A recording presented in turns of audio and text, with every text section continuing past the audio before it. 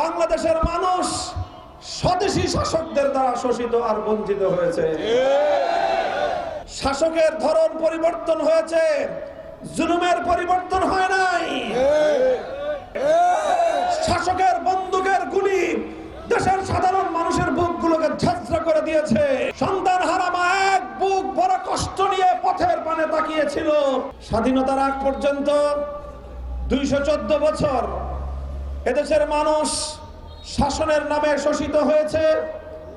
এদেশের মানুষ বৈষম্যের শিকার হয়েছে। এদেশের মানুষের অধিকার কেড়ে নেওয়া হয়েছে।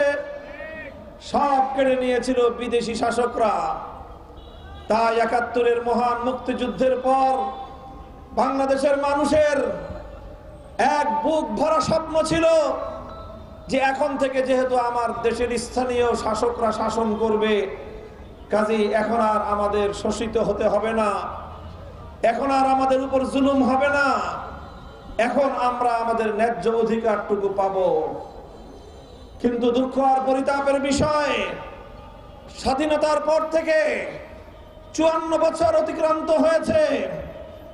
বাংলাদেশের মানুষ বিদেশি শাসক গোষ্ঠীর দ্বারা যেরকম শোষিত হয়েছে, তারপরে স্বাধীনতার পর থেকে ৫৪ বছর বাংলাদেশের মানুষ স্বদেশী শাসকদের দ্বারা শোষিত আর বঞ্চিত হয়েছে।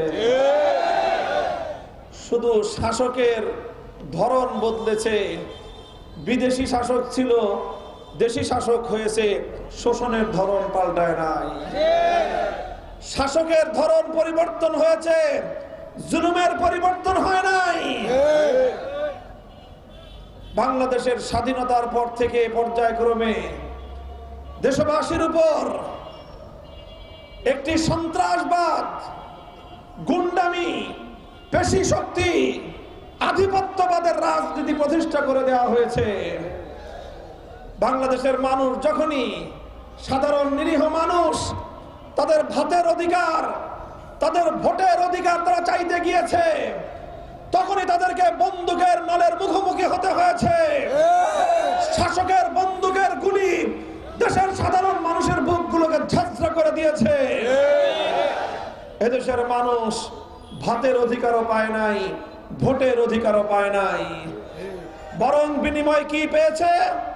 বিনিময়ে হাজার হাজার মাইল কোল খালি হয়ে তরতাজা যুবক সন্তানরা ঘুমের শিকার হয়েছে। বছরের পর বছর সেই সন্তান হারা মা এক বুক বড় কষ্ট নিয়ে পথের পানে তাকিয়েছিল। মায়ের হারাধন সন্তান আর কোনোদিন মায়ের কোলে ফিরে আসে নাই।